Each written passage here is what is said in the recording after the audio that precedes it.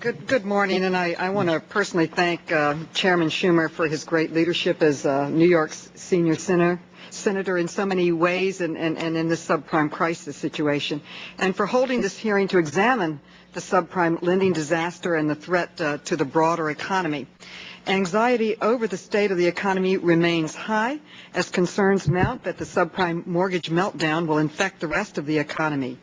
Yesterday, Realty Track released the latest bad news that foreclosures reported in August increased 36% since July and 115% since this time last year. Expectations are that the next 8 will be even worse as many subprime loans reset to higher rates. The credit crunch, the worsening housing slump, market volatility, and weak consumer confidence point to a gathering storm that could drag down the economy, taking thousands of American jobs with it. Consumer spending has been propped up by the economy, but the ability of American consumers to keep spending may be flagging with slowing or declining home prices, putting the economy at a serious risk of a downturn. Dr. Schiller worries that the collapse of home prices that we will see, and I quote, might turn out to be the most severe since the Great Depression, end quote.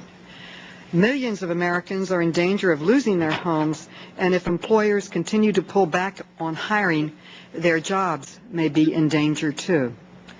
In a clear sign of the seriousness with which the Fed now views economic conditions, yesterday the committee moved to lower its key short-term interest rate by 50 basis points to 4.75% and left the door open to additional cuts. The Fed's actions is an effort to prevent the economy from derailing and to ease credit pressures, but it is no silver bullet. In Congress, we are focusing on helping families stay in their homes and preventing another crisis like this in the future. Just yesterday, the House of Representatives passed legislation to enable the FHA to serve more subprime borrowers at affordable rates and terms, attract borrowers who have turned to predatory loans in recent years, and offer refinancing to homeowners struggling to meet their mortgage payments. It has taken several important steps. The $100 million that he's put in the budget is very important to help people stay in their homes. Also, Fannie and Freddie are providing much-needed liquidity in the prime market right now. We passed a GSE reform bill in the House, but we should raise the cap on these entities, which the Senator has called for repeatedly, on their portfolio limits, at least temporarily, so that they can provide additional liquidity and help with the subprime crisis. To make servicers more able to engage in workouts, another action that we took in Congress with strapped borrowers, we pushed FASB to clarify that its Standard 104 allows for modification of a loan when default is reasonably foreseeable, not just a default. They believe that will help keep many people's homes. And I think we should also eliminate the tax on debt forgiveness, sparing families the double whammy of paying taxes on the lost value of their homes.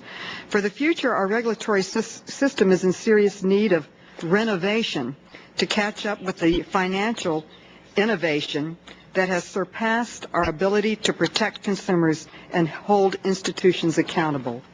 Even though the federal banking regulators have put out interagency guidance on subprime loans to improve standards, some 3/4 of the subprime market does not have a federal regulator.